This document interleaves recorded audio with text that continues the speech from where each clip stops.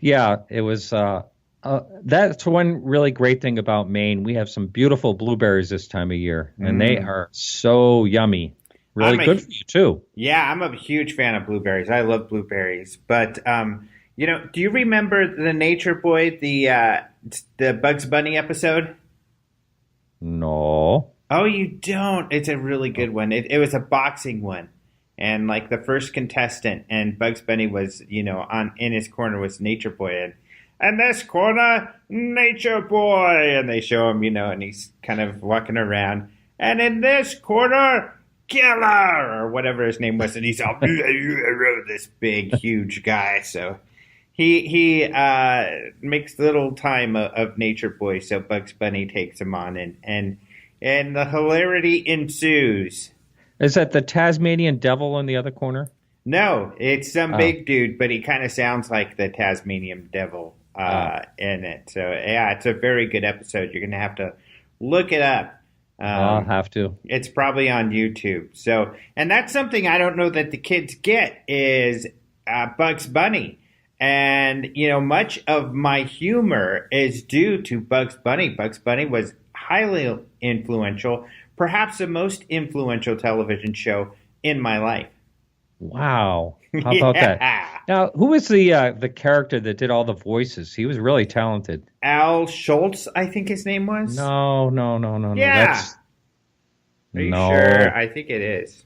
no. I'll have to look while All we're right. talking here. Well, you could look it Oh, up at some time. But anyway, while Martin's looking that up, let's get back to UFO business. And speaking of UFO business, the guest we have today is all up in the UFOs business, and that is Earl Grey Anderson. So you may oh, have heard me, talk about him because some of the cases that Martin and I have talked about are cases that he has handled or will be handling in California.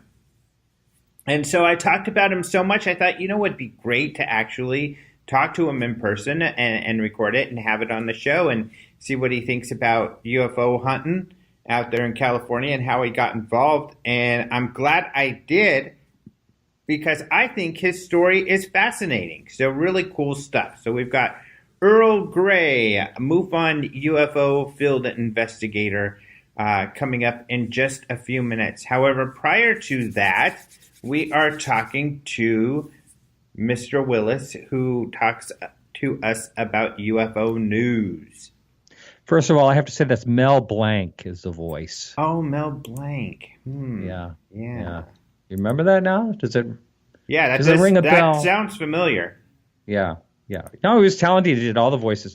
Anyway, back to UFOs, as you're saying, and also, I'm glad to hear we are on the new radio station. You wanted to bring that up, right? Oh, I already did. Oh, you did. Where was I? I was reading You about had Mel Blanc. Yeah, you had him on your Not head. Mel Brooks. But Because anyway, I had it before. Well, maybe I haven't. Maybe I was talking about it somewhere else. But yes, we're on KGRA. Thanks for bringing that up. I guess it was last show we've talked about it. yep, And it's a lot of fun. yep. And say hi to Race if you're listening. Race. Yeah, Mr. Race Yeah, Hobbs. Race He's Hobbs. probably pushing the buttons and stuff behind the scenes. That's right. That's right. Well, I want to talk about an event that happened a long time ago, but the guy just recently reported it, and that was it was a massive metallic triangle in Georgia. This happened back on June 1st. He remembers the date, June 1st, 2008. He was driving. He was driving home with a friend, and he was headed from Cartersville to Canton, Georgia. That is not far away from Atlanta. And so this object was very large and strange, according to him. And what is really amazing is that he decided not to tell his friend that was driving. He was in the passenger side. He decided not to tell his friend about it because he didn't want his friend to think that he was nuts, according to him. So it was massive in size, and it was the most beautiful chromish metallic thing he had ever seen. This is according to him. And like I said, he was so shocked he couldn't even tell his friend, and he waited all this time to actually report it. And his in his own words, he was saying he's seen things in his life he couldn't explain. However, he would find a way to explain them in some way or another. But this craft itself, he thought there was no way to explain away unless it was some type of government craft. That is something you do hear a lot. But he said it didn't appear as if it was moving at all. It was almost stationary, and there was another little plane in the sky, but he couldn't look at anything else but this as he was riding along. And there's a really nice illustration that was entered. I don't know if he did this graphic himself or if that was someone else did it, but it's check it out. It's right in the story. I like the graphic, although what I get on my mind is Georgia, sweet Georgia, got Georgia on my mind. I don't know why. Every time I hear about Georgia, I think of that song. I guess I just love it. But yes, this is a really cool sighting. I mean, it's so strange, this silver triangle. I haven't heard of a chrome kind of metallic triangle story before. And this one, like you said, really floored this guy. He didn't even tell the person driving the car because he was so nervous about looking like a goofball.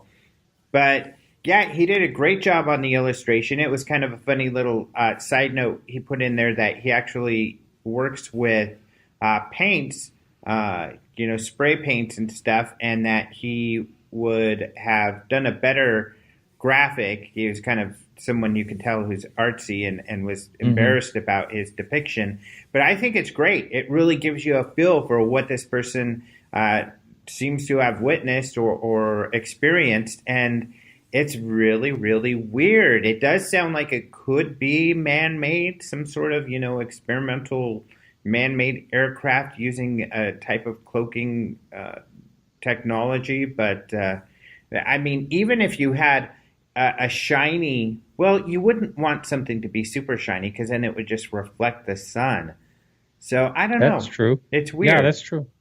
Also, I don't know about I don't know about you, but if I saw something really, really strange, I wouldn't care. I would, I'd want to have more witnesses and say something, to the person next to me.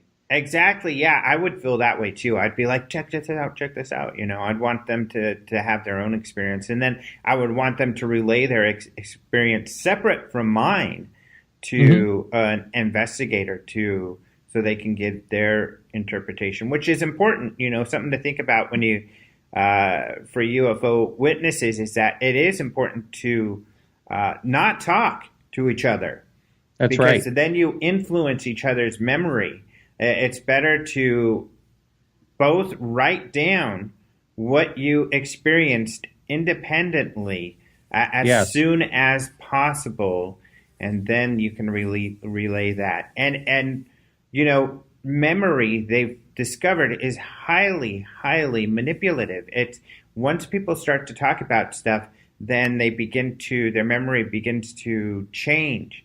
So if you write it down immediately, you need to refer to your own reference and trust yourself that you had done something. Don't edit your initial thoughts. Don't change them or alter them in any way because they're going to be the most accurate record. That is really, really good advice that you just gave. And, I had Klaus Svahn from Sweden on my show recently, and that's exactly what him and his wife did. When they were driving along, they saw these cross-shaped UFOs, like glowing in the sky. Like I think there were 5 of them. And he said to his wife, he says, "Don't say anything." And they got to their house and went inside, and they went in separate rooms and wrote everything down. And that's exactly, what you just said. And it is really a good idea to do that. And it's really hard to understand how your memory can be manipulated, but it does indeed happen. And I wonder about my own sighting, if there's some things in it now that, that may be different than I remember. Yeah. Memory is very malleable, and there has just been study after study after study. One of the studies I read was interesting is they had people write down what they witnessed when it happened, and then they had a group not write down what they had happened. And the group that was interviewed later that had not written it down had remembered better, interestingly enough. But it comes back to law enforcement. So the point was that once you write down your experience, people don't try to remember it accurately anymore. So at that point, the memory really gets jaded and messed up, where the people who try to remember their sighting at least remembered more for a period of time, but still over time your memory gets messed up. And any questions a police officer asks a witness influences and changes their memory just simply by asking the question. So it's something, that's why they do a lot of these studies, to train law enforcement so they're not influencing the witness unintentionally. Mm-hmm.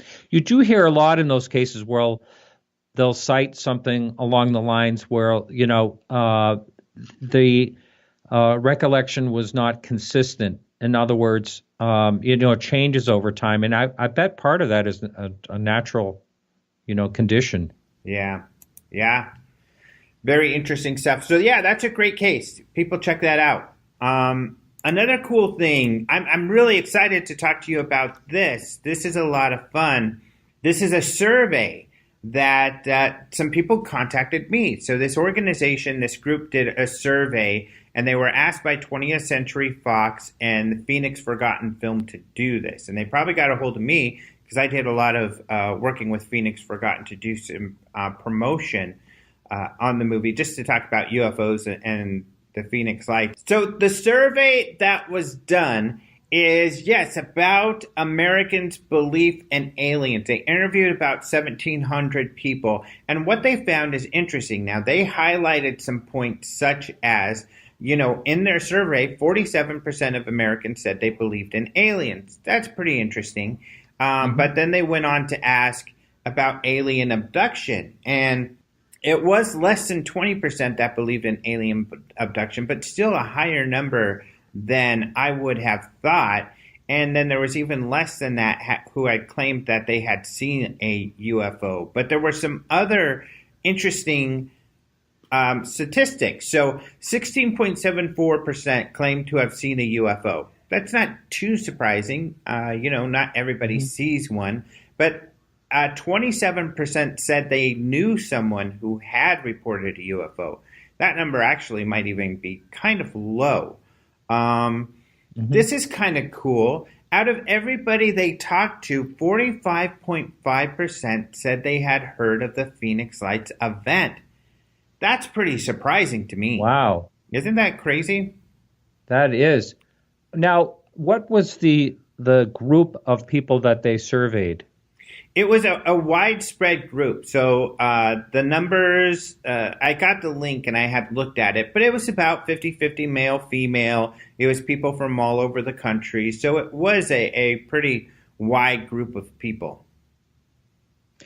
I was just wondering, because when it comes down to the amount of people that actually, claim that they had sightings, and I wondered about where they came up with 27%. And the reason I'm wondering that is how many people would actually ask someone, a friend or something, have you ever seen a UFO, unless they'd actually seen one themselves? It's kind of a... Well, that's a good point. So these are probably people who did not ask anybody. I think a lot of times it just comes up, Sometimes friends see something and they're excited about it, and so they tell their friend, oh my gosh, I saw a UFO. But I think to your point is a lot of people will not have shared that information. So even though 20% knew of a friend who had seen something, probably if people were actively asking their friends, that number might be higher. But this was kind of cool, and this wasn't surprising. 80% of the Arizonans, because they did have about 300 Arizonans in the survey, 80% said they knew about the Phoenix Lights. And that's not too surprising to me because it's in the news out here quite a bit. But there are some other interesting things. So, for instance, they asked, do you think the Phoenix Lights could have been caused by aliens? 67% said yes. Wow. Yeah, that's a lot of people open to the idea that the Phoenix Lights was some kind of big alien spacecraft. So that's pretty interesting.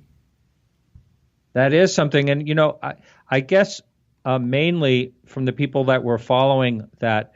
I mean, how would you explain something that people were describing as, a mile wide or larger? Yeah. It'd be really hard to figure out what the heck it was if it wasn't Yeah. alien. And what's cool about that, too, is that it seems the majority of people out there do believe the witnesses, that, they did experience something that was really strange and large and silent. So that's kind of cool.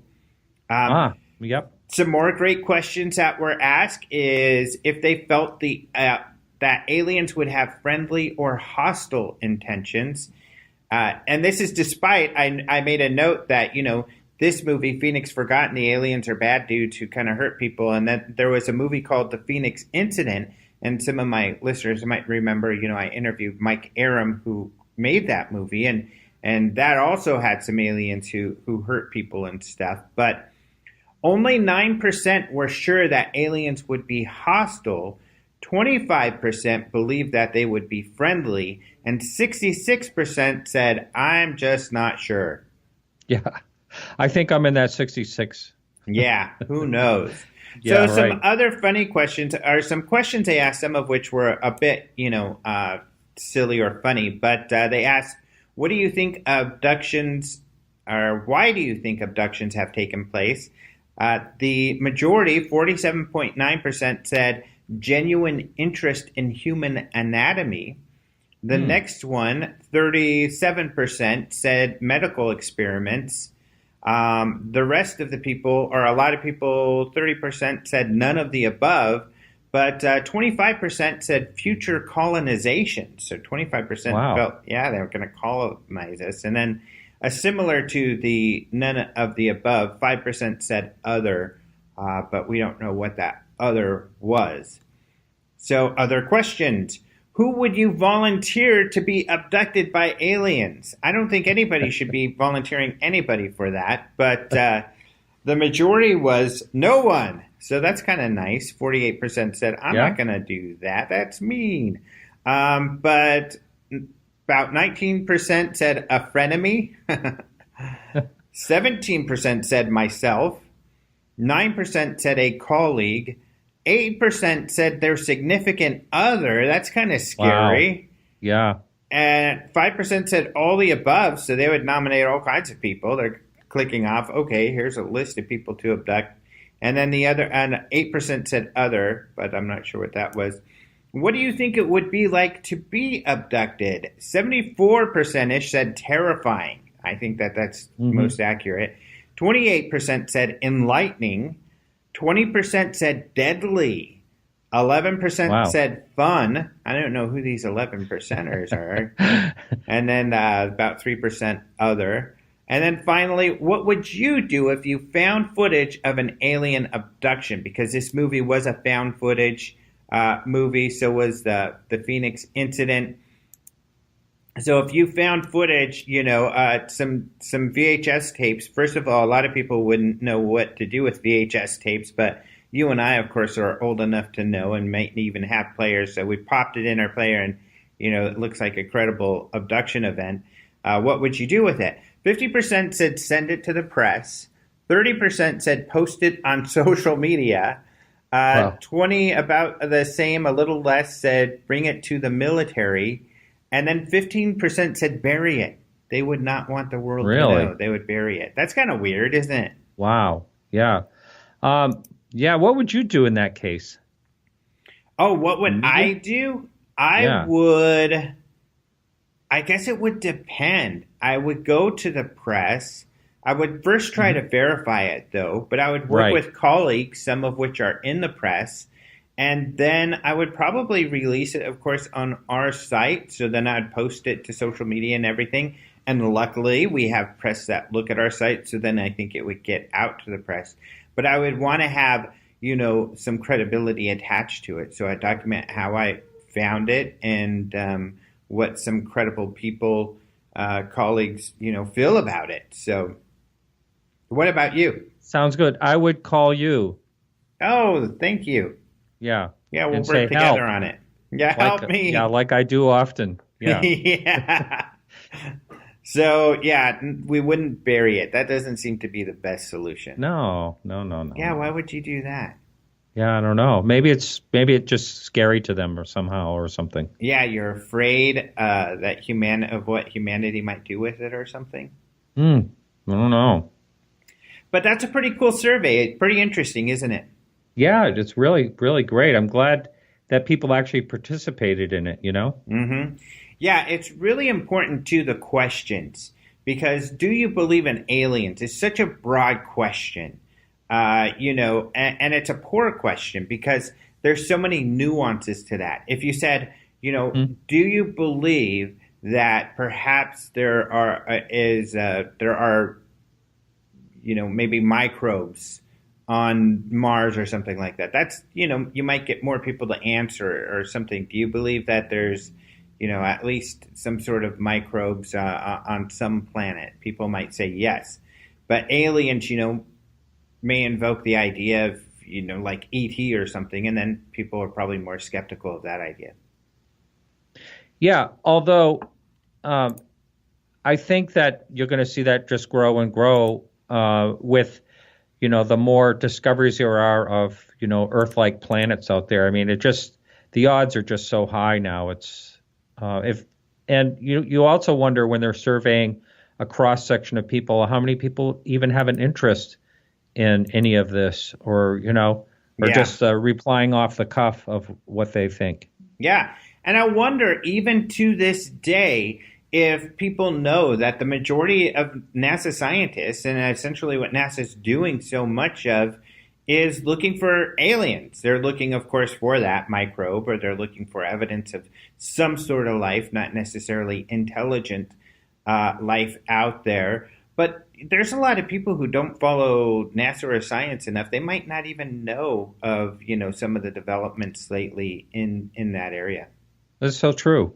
Really. Yeah. Mm-hmm. People need to get edumacated. That's right.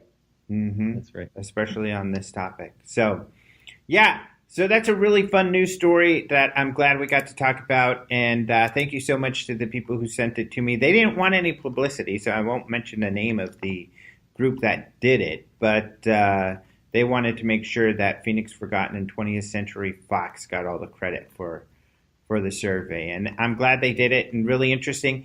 And it's cool they came to me. That is great. And it's all right for someone to share this from your site, right? Oh, heck yeah. Please do. Yeah.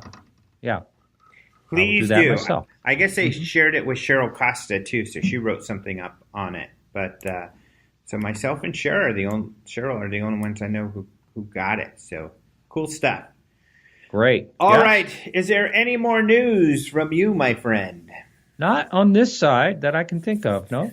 All right. Well, before Star Trek Next Generation and Jean-Luc Picard's famous, interest in Earl Grey tea.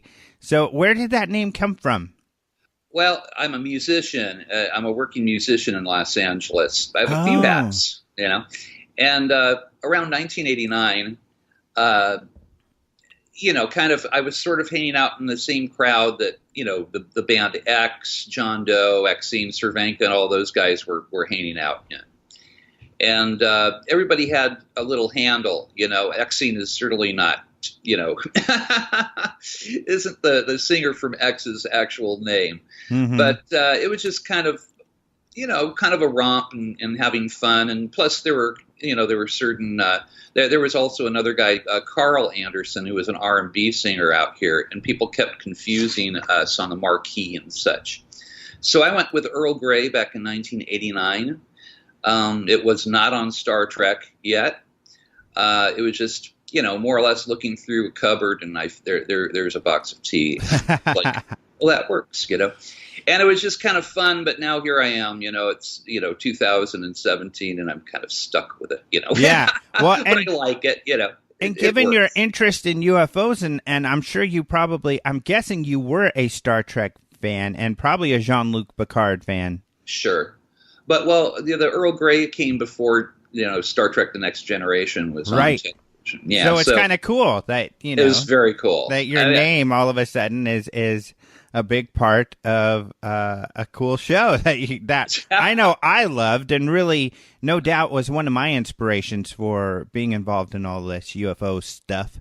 Absolutely. I'm a total nerd. I mean, ever since I was a kid, my mom worked in aerospace, and that's a whole other story. But she was actually Howard Hughes's personal secretary. You're kidding? Wow. Not kidding you. And she worked in some, according to her, and when I was a child, she worked in black sites and stuff. And, she wound up working as a headhunter for Lockheed Skunk Works, actually. Wow. That's not too surprising. I know that, what was his name? Van Tassel, I think his name is, at Giant Rock. Oh, yeah.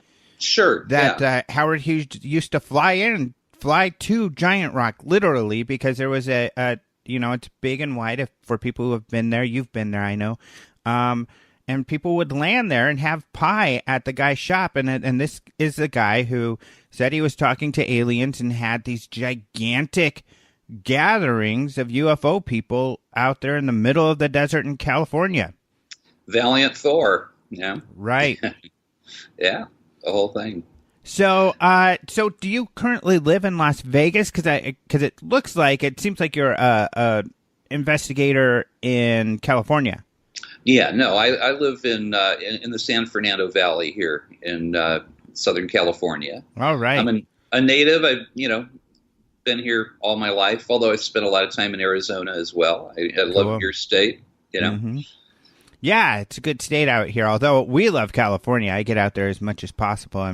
We're just crazy about the beach. There you go. You don't have that there. No, unfortunately. Lake Powell. If you go up north a little bit. Yeah. So you said you were a geek, a bit of a nerd, and to prove that to me, earlier we had the Skype video on, and you were showing me some of your UFO models. Do you actually build those models yourself, like from scratch? I'll go get like the old tester kits and stuff. Mm-hmm. And it just kind of, it's my version, I guess, of a fidget spinner, I guess, building UFOs. Uh-huh. Plus, you can't really buy, pre-made UFOs, or I guess you probably could, but probably cheaper to make them yourself. Yeah. They have quite a few models. I've got like my little TR-3B. And it's like, well, the government hasn't really admitted that that's theirs yet, but there is a model, Uh-huh. So somebody went from a little blueprint there. So it's just fun, Yeah, it's cool. And I was going to say, because like you were showing me the model of like the Bob Lazar Area 51 UFO there, and it didn't look like it was out of kit. It was pretty large, so you must have built that from scratch. No, it was a kit. Wow, that's a big one. A sport model, yeah. You can find them, you just have to Google UFO plastic models, and, a bunch of stuff will pop up. Yeah, I built the Roswell tester model, but I have no idea what happened to that over the years. I think it's in a box maybe somewhere if I didn't throw it away. Yeah, I've got that one too. I have all of them. So let's go back to the beginning. And what originally got you interested in UFOs? Did you have your own sighting, or was it something else? It was growing up around my mom. My mom, when I was very young, 4, 5, 6 years old, my mom was now a housewife. She was not working for Howard Hughes anymore, and she started talking a little bit to me. She was talking about, she talked about stuff that I didn't hear of mentioned again till years later, that she had worked in some underground, deep underground military bases. Wow. This was back in 1958. My mom said that you would go out to the middle of the desert. You'd take a little elevator. It just kept on going down. It was an Otis elevator. She said it was just like going up in a skyscraper in Chicago or something, except it was going down, And she felt like, they didn't really tell her a lot or what to expect. And she thought that, this can't be right. We must have, it's either really slow or, well, no, it was just going down really quickly. And she said that back in 1958, they had a little city down there under the desert. She didn't mention the name Area 51 or Edwards or anything like that. She was talking to her kid. And my mom, obviously, she had taken security oaths. And the best I can, I do know now, that she wasn't supposed to be talking about this. And she certainly wasn't supposed to be talking about deep underground bases. And as the years went on, she talked about aliens, too, with great authority, like she knew what she was talking about. She would say, like, for instance, I remember when the Betty and Barney Hill story, it came out in Life magazine, and my aunt and my cousins were out visiting. And my mom and her sister were talking in the kitchen about that article. It was in, I guess it was at Look magazine, I think. And my mom told my aunt that, this could very well be true. And my aunt sort of giggling and then it sort of started getting heated, because it was scary, what she was talking about. And my mom said, well, I just do know, through my work and such that, that there are other races out there. And, this sounds like it could very, very well be a true happening, And I remember, they were reading like the little part where it says, well, they stuck a needle in her navel. And I remember at this point, my cousins and I were around the corner kind of listening in.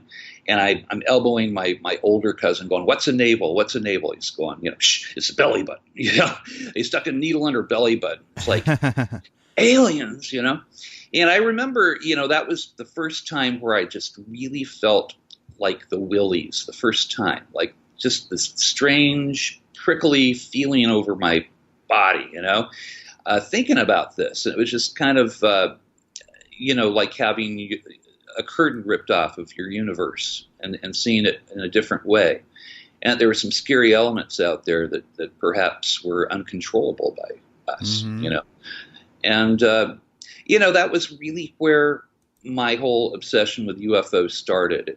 And I started taking books out at school, and I sort of did a little show and tell in fourth grade, and I got in trouble. I mean, the teachers were, because I started talking about UFOs, and I started talking about my mom, which I was not supposed to do. And after that, the teachers actually got a hold of my mother, and he said, well, your son's sort of talking nonsense, in front of the class, and maybe you can, kind of. And so she got me home, and I got like that raised eyebrow talk from her. And, I was like 9 years old at the time. And I just, well, son, I wasn't supposed to tell you this stuff. You were really, really young.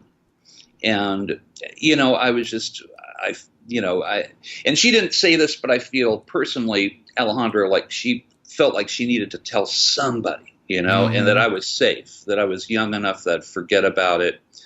And thing is, I didn't forget about it. I kept bringing it up. And I brought it up, till the day she died, and she kept her secret clearance up until 1999 when she passed away.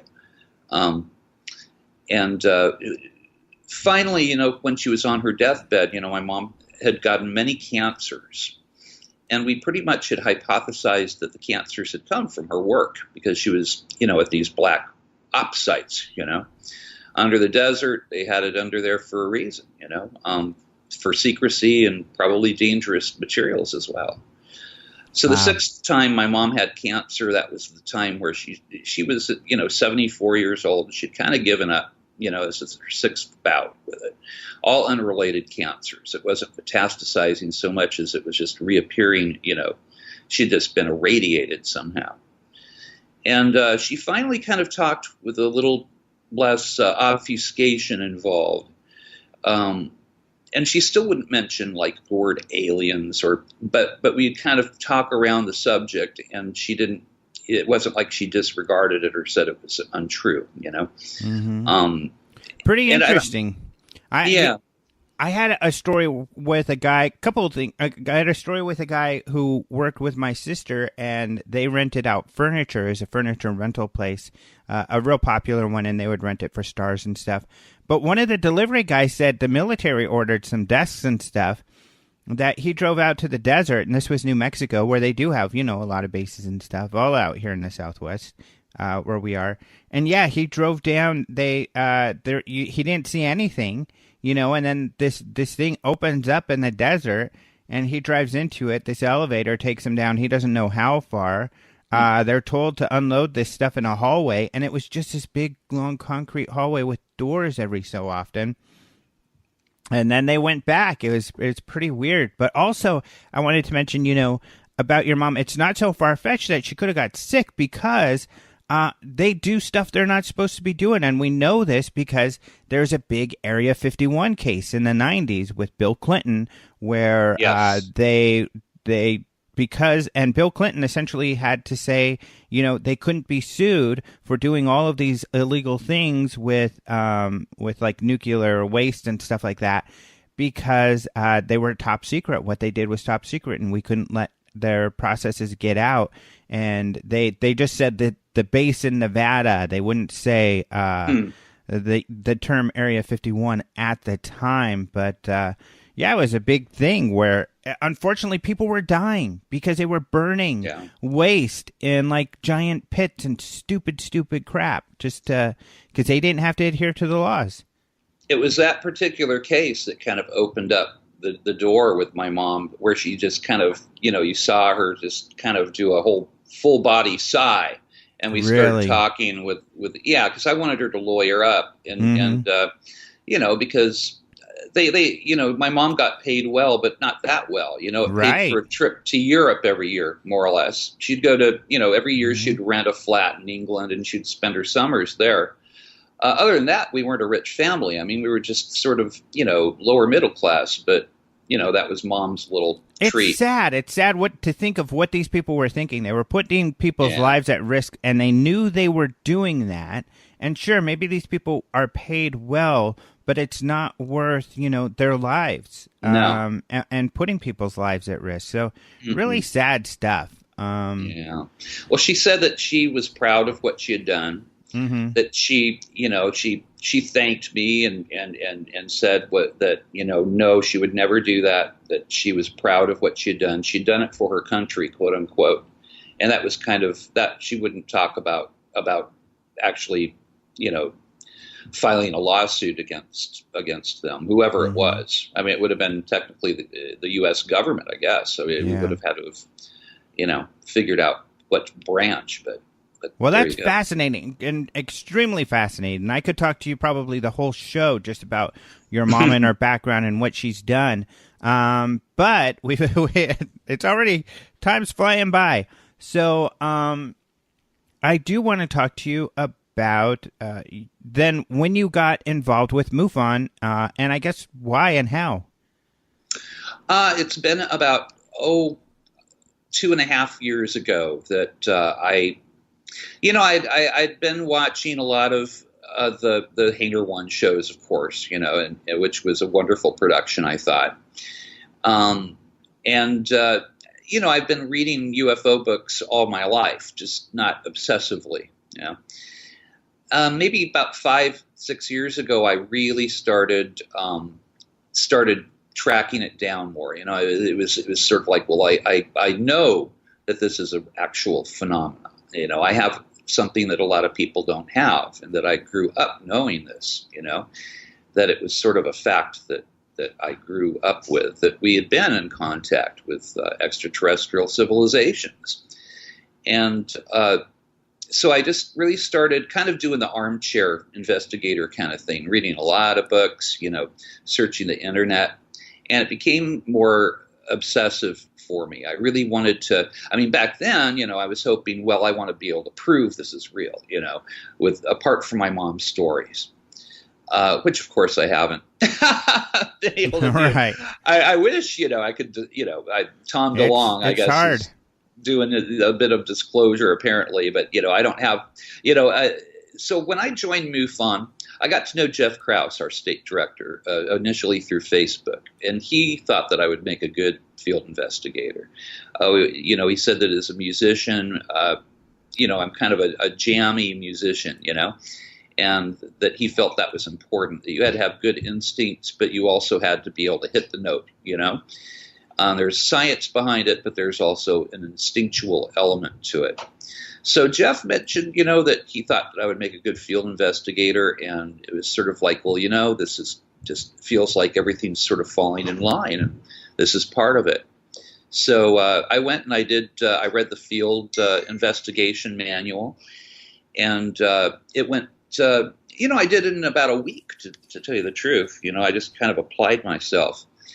I had some orthopedic surgery done, so I was off for, a little while. So, I really just took to it. I love investigating UFOs.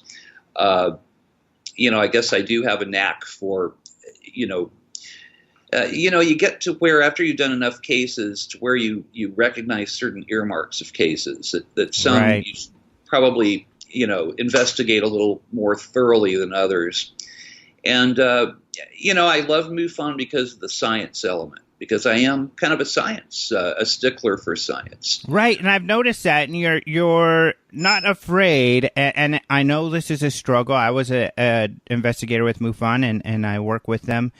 It's always a struggle to tell people who are convinced that they've captured something unusual that most likely they didn't. And, you, given your experience, you've seen, what they've captured before.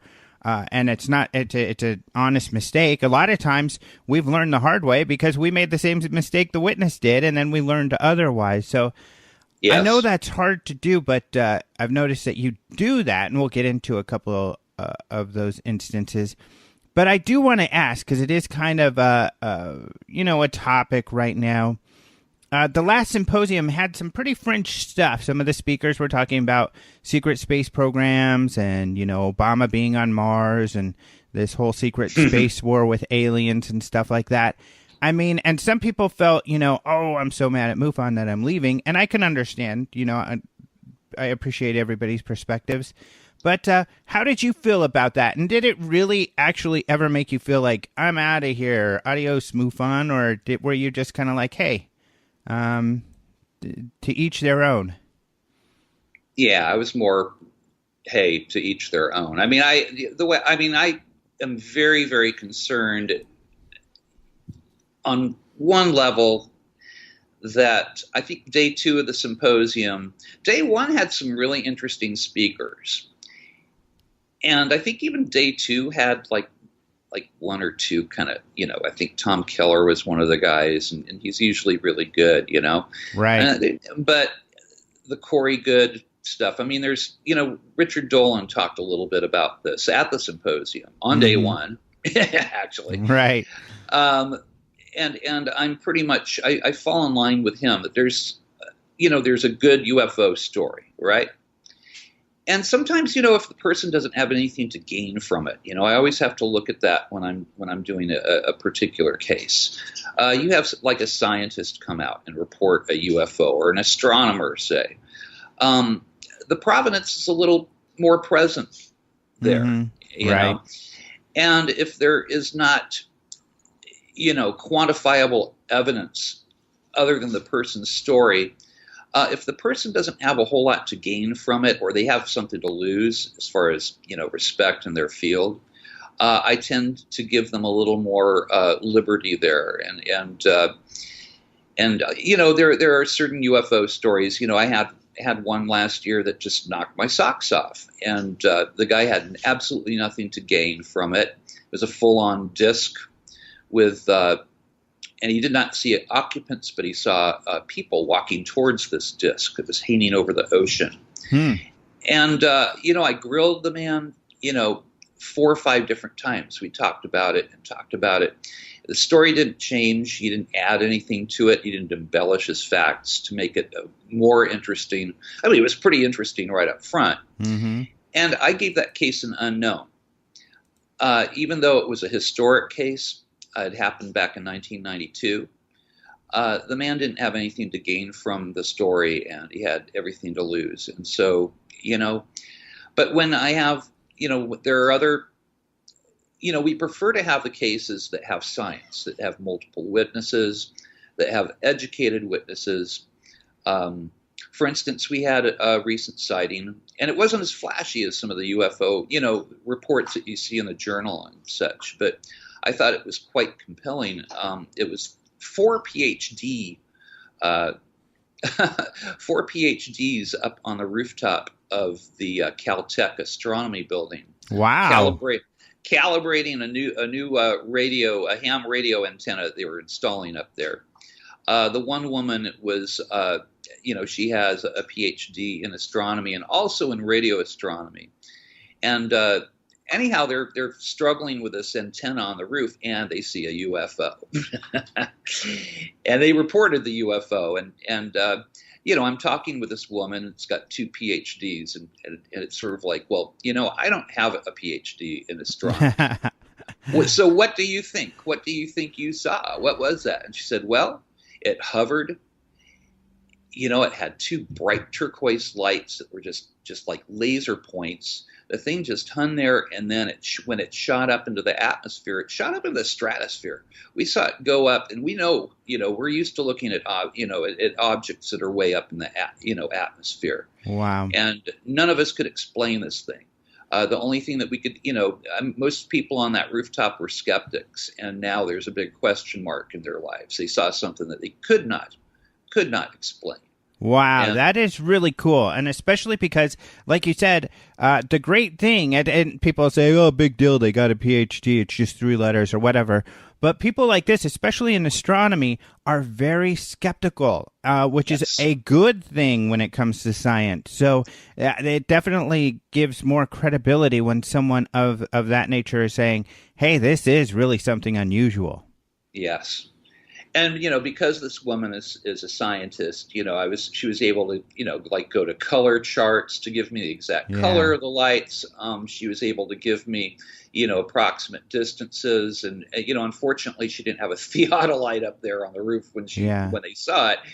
But, I thought that was a very, very good case. Awesome. That is a good one. So great. We'll get into more cases with Earl Grey Anderson. And we were just talking about a really cool case that you had at Caltech, where I'm assuming then that case was you closed as an unknown? Yes, that was an unknown. And I was really happy about that case. It's one of my favorite cases I've had. Well, I've investigated hundreds of cases so far, but that's definitely in my top 5. Yeah, that sounds like it. That sounds like a great one. But another case, because what's funny, and one of the reasons, I thought it'd be fun to have you on and listeners wouldn't mind. I think it's interesting. I think the listeners find it interesting, to talk to people who investigate UFOs. So I think anytime we talk to any MUFON field investigator, it's fun. But your name has certainly been coming up quite a bit lately, and it's not just because you are a listener, thank you very much, but because you've been handling some of these California cases that Roger and I have been featuring at the openminds.tv website. And one of them that we spoke about lately was now you have some more information on, and we'll talk about that a bit. But this was at, I think, Contact in the Desert. I don't think we identified what it was, but it was a UFO conference, a few months ago out in the desert. And the people felt they got a video of a jet chasing a UFO because there were 2 sets of lights. The first one was solid. The second one was blinking. And I think it was with a night vision camera. You can tell us more. But how did that case turn out? It was a questionable case. Now, I had closed a case the year before that was from the Contact in the Desert Skywatch. It was the same group of people, and it, it was, there were like 50 people out there with the IR glasses. And I'm not going to mention people's names here, but that one, we had multiple witnesses, and it was kind of like, oh, wow. Well, maybe they really did see a UFO, and we did close that as an unknown. A year goes by, it's the exact same event, and lo and behold, like it was scheduled, we had the video that you're speaking of, where it appears line of sight that a jet was chasing down a UFO. And anyhow, we were somewhat troubled, not somewhat troubled, we were very troubled that, there were really only 3 really three things that it could have been. In fact, I've got the case file open here, and I'm going to read what I finally pretty much decided here. That more or less, either, give me 1 second here because I'm scrolling. Here we go. So this was what it finally really came down to. That I have to suffice that either, number one, extraterrestrials are currently working in tandem with a for-profit UFO Skywatch group, making annually scheduled appearances. Or the second choice is that this, was just a spectacular coincidence that a for-profit UFO group just happened to be present for the second year in a row to experience and even videotape with IR, technology, that which most of us aren't lucky enough to have even seen once in our lifetimes. And they turned a profit to boot. So synchronicity, I don't know. Or number three, that we have to figure that it was a planned hoaxed event. And I really struggled. I mean, I couldn't really see any other choices between those. And it may be, somewhere between maybe somebody is hoaxing them. But it really would be easy to make a video like that by sending a heating element up in a drone. You wouldn't be able to really see it. It would be very dim with, if you were using your naked eye, but through IR glasses, it would be quite spectacular. And, it's a line of sight video. I don't think that anything was being chased by that jet. It wasn't a scrambled jet. It was just a jet, flying over the desert like they do, Someone had made the comment, too, which it seems valid, is that the lights, two sets of lights are actually on the same aircraft because they are moving at the exact same speed. They're pretty close to each other. It's just one set of lights was blinking and the other wasn't, which makes sense as well. I didn't think that it was a UFO being chased by a jet. Yeah, and and I know what you mean, because I think the problem is, I believe that your first scenario, that aliens are coincidentally visiting annually, this for-profit event. I think the organizers and many of the people there believe that. They believe that they're, trying to communicate with these aliens and bring them in, and that's what they think is happening. But as you probably know, and I know, when you're in these groups of people doing these skywatches looking for UFOs, or even at a conference at all, people suspend their beliefs. I mean, even with the MUFON Symposium or the UFO Congress, where we have some people, I'm not always aware of how fringe or wild some of the claims that some of the speakers are going to make. It's their, right to do so, but people will gravitate towards this really fringe stuff, and there's like this suspension of belief, and it does happen at contact. I mean, there was a picture that clearly was not an alien, of someone like standing behind the panelists, and later people were able to show who it was and everything, but they were convinced.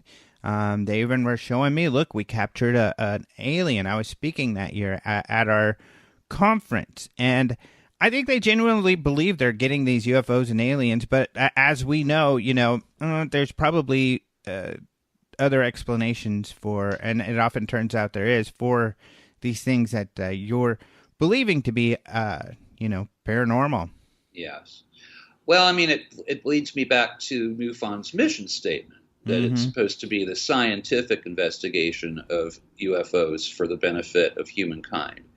It's not, the gut feeling investigation of UFOs. Yeah. Or the, great point. We have a crowd of people here and we all, are hoping to get abducted tonight, investigation of no, I mean, it comes down again,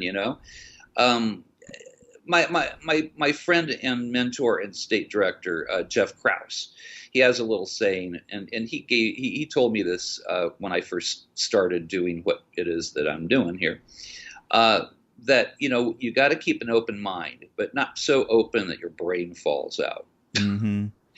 And that's really, truly sort of my credo, when approaching this. That, if I were doing this on my own, then perhaps some of the more, fringy stuff would be more acceptable. You got your little gray basket that you got off to the side there, and and I'm Earl Grey, so I certainly have a big gray basket, But because I'm investigating for, an organization that's coming up on its 50th anniversary in 2 years, the scientific principles behind MUFON are very, very important to me. I really hope to keep MUFON centralized on that mission statement. And that's the way that I investigate these things. I have an open mind. I hear some crazy stories, and some of them I've called unknowns. Some of them have been spectacular, and you could even call fringy. But there was enough provenance to them that I gave it an unknown classification. Mm-hmm. But I really want to have science there. I don't go by gut feelings. I really want to have the science there. And, the Contact in the Desert video just did not cut it for me. Yeah. Yeah, and understood, because when people came up with those other explanations, and that's the hard thing with lights in the sky, too. I mean, you could see a mothership, and a jet chasing it, and your video comes out to be, a one light in the sky and another blinking light that looks just boring and lame. So, I mean, it's hard, and but in this case, and knowing people involved, who and we had talked about this, you feel are prone to mistaken identity, yes. On a regular basis. That another case of mistaken identity. But it's interesting, this kind of crowd mentality that happens. Crowd mentalities always scare me. Because people in big groups can be scary. They can convince each other to do some. Sure. Some Monty Python, it's a witch, yeah. It's a witch, or, yeah. I mean, Life of Brian stuff, it's much easier to accept stuff that you probably wouldn't normally accept when there's 50 other people that are, raising their hands up in the air, shouting, power up or whatever it is that they were shouting out there, There are a lot of right. That's a good point. People will yell power up and expecting the UFO to turn their lights brighter. I guess they're assuming the UFO is powering up. And what's funny about that is, okay, so they have some sort of technology where they get brighter when they power up. It's funny because Lee Spiegel is always saying, "What's with the lights? Are they headlights? Why do they have these lights?" It's so funny, but and that serves to this mentality and getting people on a frenzy. And you know what? To counter that, people, because I think some people get embarrassed because later on they're like, why? We were all sitting there and convinced that this was this, but I know it wasn't. I should have maybe said something. The thing is, to counter that is just be cognizant of it. Be careful. When you're in a crowd and you feel yourself kind of getting excited with everybody else, start to think, am I falling into this kind of crowd mentality thing? I better take a step back and look at the big picture. So you always have to be checking yourself. And UFO investigators got to be doing that all the time, checking yourself. You have to. There's no, sure, I've got Jeff over me who's great. He checks on me, and every once in a while he'll say, "Well, Earl, look at this case again. Are you come on, And every now and then, I don't always agree with Jeff, and there are certain unknowns that I've certain cases I've closed as unknowns where he might not have, but we're mostly on the same page, and the science has to be there, Mm-hmm. And if MUFON leaves their scientific principles behind, who's going to actually be investigating UFOs in a way where, say, a scientist might actually look at that report and think, well, maybe there is something to this. If we become a new age entertainment company, there's already New Age UFO entertainment companies out Exactly. You know, that's a good point. And when I was doing PR with MUFON, people would attack us all the time. Why don't you do this or that? And I used to always say, because someone else is doing that. MUFON is doing something unique and needs to focus on what they do because it's something that no one else is doing. You can go other places for these other things you're looking for. Yes. And that's not a slight on the other people doing these other things. It's great they're doing that, but Sure, yeah. it's just not what we do. But I No, do it's want to not. move on. I know you have some other cases you wanted to Sure, talk no. about. So, yeah. So you have some other recent sightings that you think were pretty cool.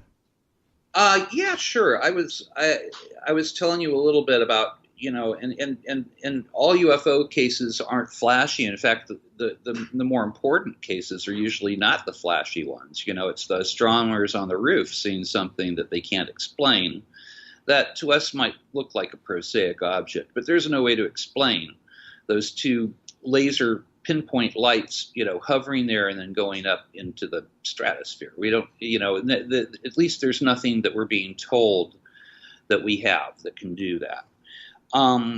But every once in a while, you'll get a case that is flashy too, and kind of, and this was, I think I was talking a little bit about this earlier, but I really loved this case. It was from a few months ago, and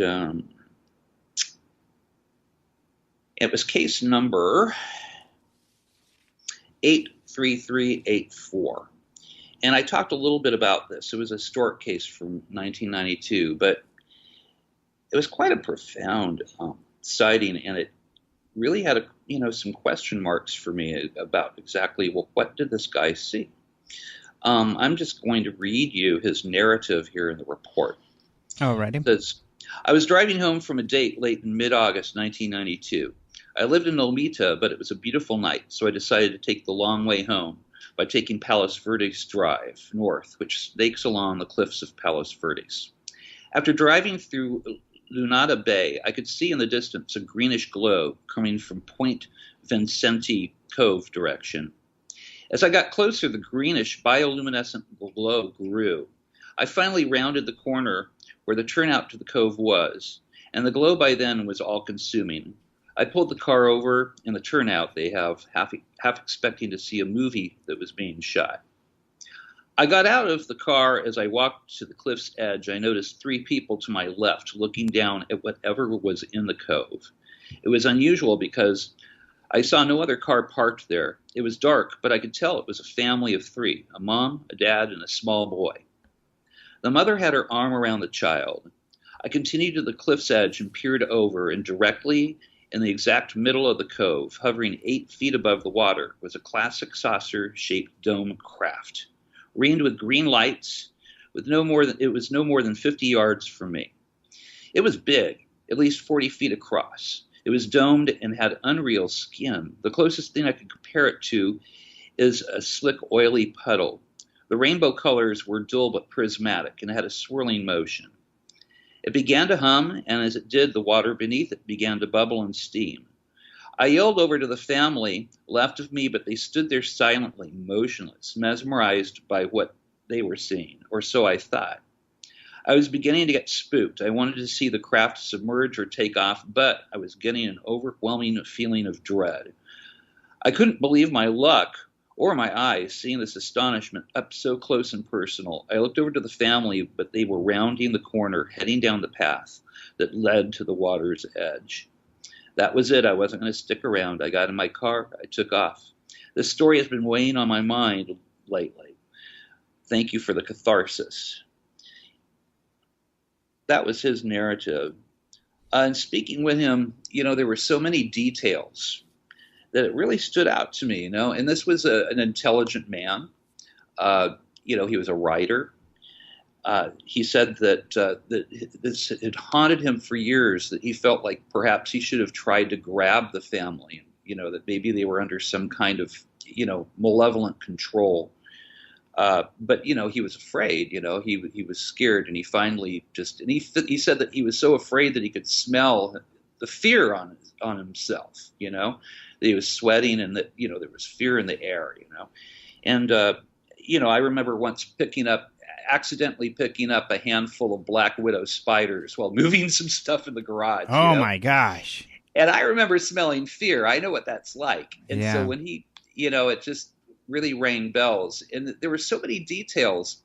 And again, this wasn't one of those cases where I had trace evidence left over, but it was after speaking, after reading the man's report, well, so much of it has to do with when you go and interview the witness. Yeah. And you'd want to get them to repeat the story multiple times. If that was a movie, then the next day he would have read in the paper about a family with their young child gone missing. Right. But there was nothing like that. He never heard anything more about it.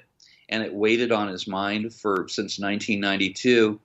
And he more or less, let me see, I'm going to look for when I was interviewing him. Well, we're about out of time. That's okay then. But it's a very good case. And, yeah. And like you said, flashy one. That is a really interesting one. And, the impact, and this goes to speaking to being a UFO field investigator. Speaking one-on-one with these witnesses can be fascinating because, for some, perhaps his story might not feel as interesting. But when you're talking to a person one-on-one and you find them to be very credible people with incredible stories, it really grabs you. If you're into this field, that's why I tell people that they should become an investigator, because there's nothing like it talking to these witnesses one-on-one. Yeah, it changes. It changed the way that I look at the universe. I can honestly say that. Mm-hmm. It took it from, I know this theoretically to, I know that there's a phenomena there that can't be explained in prosaic terms. And we're looking for that. We want to sort of throw rocks at all of these UFOs that and the stories, and see what stands up, what holds, and what remains true. And that's the scientific, Occam's razor, and we definitely approach it that way. Mm-hmm. But in approaching these cases with that attitude and trying to remain skeptical purposefully, I can walk away from the phenomenon and say there's something there, and there's something that's going on. Mm-hmm. And it's very, very real. It's has meaning for us. It's one of those deep questions like, is there a God? And are we alone in the universe? And do they know about us? Mm-hmm. They're deep questions, and there's almost a spiritual element behind it. It's like deep cosmology. Same kind of feeling that I get, when reading about, dark matter in the universe. It's an existential type of thing. Absolutely. Well, thank you so much for coming on the show. Really, really interesting stuff, like I thought it would be. And we'll have to bring you on to talk about some more cases eventually. I'd love to. Thank you, Alejandro. Yep. Thanks so much. And keep on investigating. I'll do that. Keep on looking up. Take care, my friend. Thank you so much to Earl Grey Anderson for joining us today on the show. That was a lot of fun.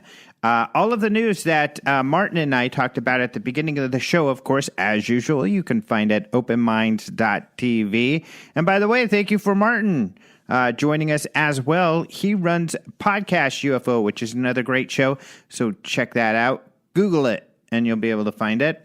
But good stuff. So I also want to thank Caleb Hanks. He creates the open and the close music, and Systematics. They actually do that bumper music that you're hearing. Pretty cool stuff, if you ask me. So those are great people who have volunteered to donate their music, and they're just people who make music on their own time. Really, really cool stuff. And if you want to hear more about Caleb's music, you can go to openminds.tv and click on the UFO radio tab and see some more. Thank you to KGRA for hosting us. It's a lot of fun being on this station with all of the other great podcasters.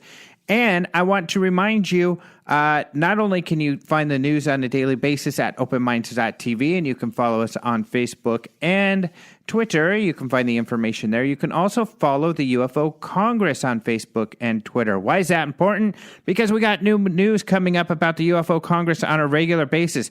Registration is open, so go check out ufocongress.com to find out how to register. It's at the beautiful Weekapaw Resort. You definitely want to be there. Tons of UFO speakers, tons of UFO people, and we've started to post some speakers. And this is, of course, you guys on the radio show always get to hear about this first. But you can see some of those speakers there. We got T.L. Keller. He's an aerospace engineer. We've got Jennifer Stein talking about crop circles. We have Don Schmidt talking about UFOs. We have Bryce Zabel. Oh, I haven't even posted him yet.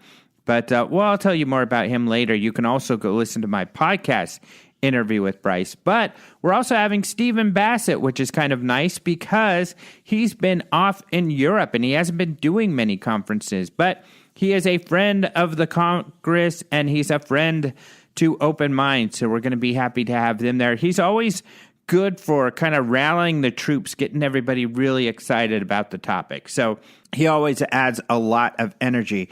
But as usual, we're going to have a lot of great speakers and some surprises in store for you. We always try to, outdo ourselves and bring you some really cool